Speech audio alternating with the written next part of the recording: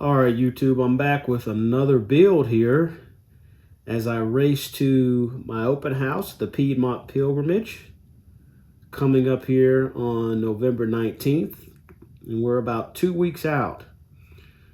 And another one of my endeavors was to build this kit. I have a place I want to put it.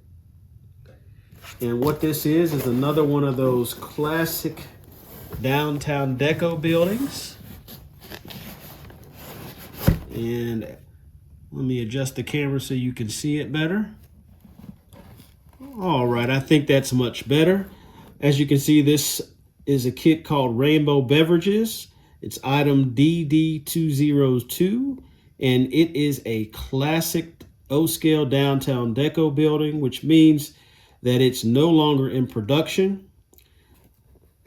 So I have seen this kit a few times online and just could not think of a place I could put it. And I actually have so many buildings that I don't know what to do with, and I don't need to get any more just to have sitting around. But in working on all these projects, getting ready for the open house, I had a long and narrow area where I wasn't 100% sure what I was going to put there. I've been experimenting with building placement, and I thought this would be a good project, a good stand-in, at least for now, to go ahead and get. This structure is 4.5 inches deep and about 3 feet long, which is perfect for the space I'm going to put it in. Now, as usual, when I get these kits that are no longer in production, my biggest concern is broken pieces. And I will go ahead and inform you that I did open the box. I didn't take it out the plastic yet, but I did open the box, and the first thing I saw was a broken piece. So we know we're going to have to do a little work before we begin putting this thing together. So I'm hoping that's it, but I'm going to go ahead and go in the trenches and see what other damage there is. Hopefully there's none.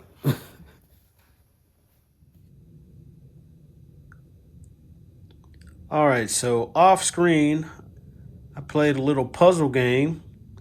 There were several pieces broken off, and took me about 20 minutes to put the puzzle together. As you can see here, we've got a couple little chunks off that I need to glue in place. And even when I do that, there'll still be a little gap. The other pieces are so small they can't be glued back together, but that's fine.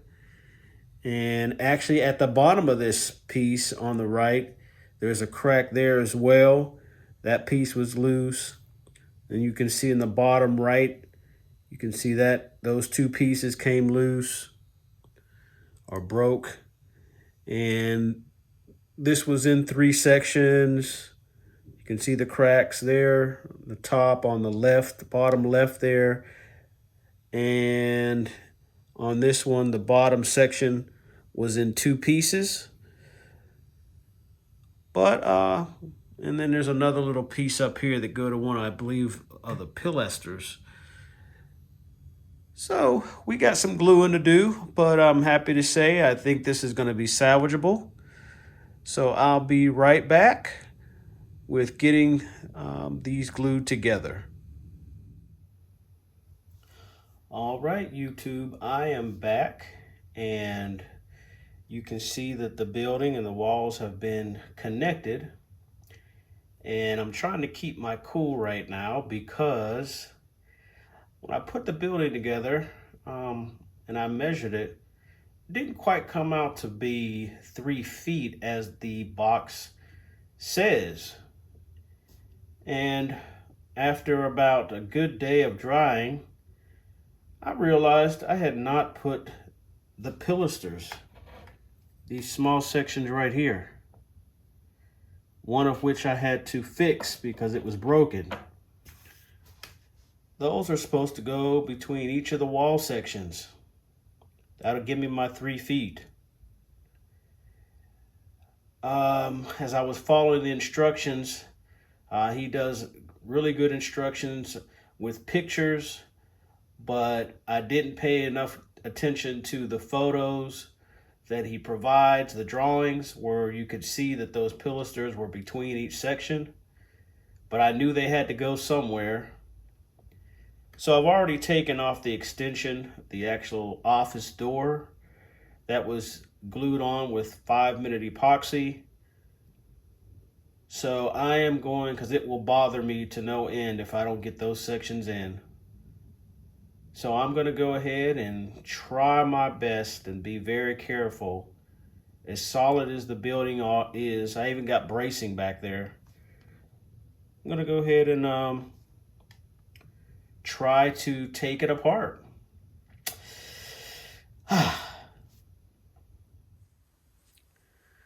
All right, guys and gals, I'm back, and through all of the screaming, choice words, and gnashing of teeth, I got my 3-foot structure here.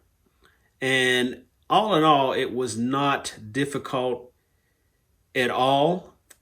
It was just a matter of taking my time and thinking about the task at hand. And the building actually came apart rather easy.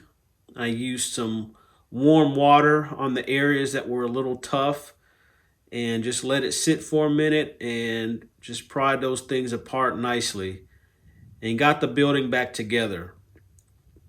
So now I have my 3-foot building. And I will say that speaks to the nature of working with these hydrocal structures. Had this been a wood kit or a plastic kit, I'm pretty sure I wouldn't have been as successful, and I probably would have just left it alone because of that. But I'm happy I was able to go through and take care of that. So you can see that the dock in the front with the staircase on the far left, those are in place. Now that's not glued to the building, and I don't even believe I will glue it to the building. What I do have to do is get some putty and put in some of the larger gaps to smooth those out and make those inconspicuous. And those 3 large sections in the front, the dock area, of course, I want to make it so it looks like one long piece, and I'll probably distress it a bit as well. So that's what's going to happen next. I will take the building outside or out to the garage and give it the primer, and then we'll start the painting process. All right, here's a quick update. Just wanted to kind of show you where we're at. So I used this color right here. It was just Krylon Color Max Satin Almond. That was misted over the building as a primer. And then right now you see that I've started coloring the brickwork. So it really looks a hot mess. Once I get the trim painted, it'll look a little bit more together.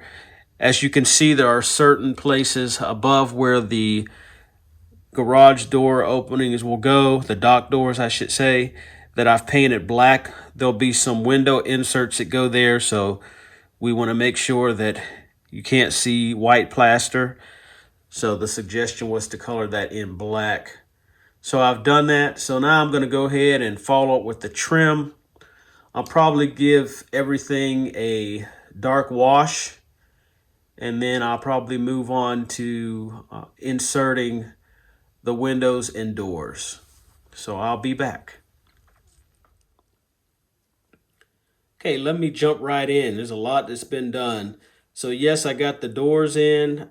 The only door that I didn't get in is the office door over there on the left, only because it has a doorknob, which is very fragile and I don't want to break it off. It was hard enough getting it in place. So I'll put that in when the building is in its designated area. Also, the building does come with paper cutout numbers for each bay.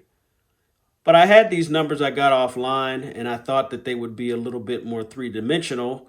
So that's why I decided to go ahead and paint those up and put those in place.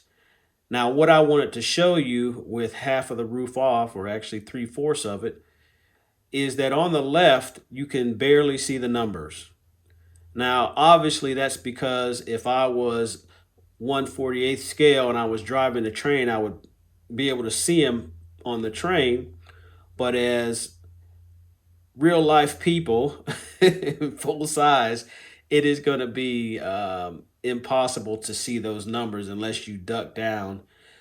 Of course, for video and photographing, it'll be fine. I'll be able to catch those, but not just for the average person coming in to look at the layout, which means I have to do something interesting with this roof. Now, what they suggest in the instructions is that you use 5-minute epoxy to secure the roof. And I was thinking about it and I said, you know, I want to be able to carry this thing around. Like many of the Downtown Deco buildings, they make these kits in HO and N scale. And I'm sure because they're smaller, they're a little bit more rigid, even with the bracing. But with this size and it being 3 feet long, it's kind of flimsy, even with the bracing. So the only way I can carry it is by very carefully holding it from the inside with the bracing. But if the roof is on, I can't do that. So what I decided to do is, as you see on the left there, I have this section right here, and you see a piece of basswood that I put there. So that, when turned upside down and put on top, will secure the roof in place so it doesn't slide off. So that means that it will be modular. The roof will be modular by the time I get it installed. And then also let's talk about the roof. So it comes with black construction paper in the kit, so you can create the tar roofing. But I'm a little torn. I thought about doing the corrugated thing as well. So we'll see what I come up with. Lastly, I did go ahead and start the weathering process. As you can see, it's a little dingy and dirty, just like I like it. And I also got the dock going, and I'll put that back in when we come back with the last segment. Okay, everyone, I forgot I wanted to show you the inside of the building. I've been doing so much work and focusing on what's going on with the part that everyone will see, but this is a very, very important part of this build, is making sure that you brace the building. With the length being 3 feet, this building would have long been falling apart, at least trying to move it, if the bracing was not in place. So it's nothing special. I just wanted to make sure I secured all the joints and make sure there was some kind of bracing there. Also, this has kind of been the way that I've carried the building, is I try to grip very lightly the braces towards the top as I'm carrying it, of course, with the roof off, as I talked about in a past segment. So anyway, let's go ahead and see the finished product. All right, YouTube, I'm back with the 95% finished product. So let's go ahead and give a rundown of what's going on. So we'll start with the roof. I ended up combining the two thoughts I had in my mind. So I created a old repaired look. And I really believe that this really, to me, is one of the most interesting parts of this build, is that because people will be looking down at the building and that's what they'll see. As for the Rainbow Beverages sign, got those in, got them rusted up pretty good. However, that was one of the most tedious parts of the build, is getting those signs to stand up. I'm sure there probably was an easier way, and me being new at making signs to stay up on a slant like that. But we got them up there now. And then over on the left, you see the sign over the office roof.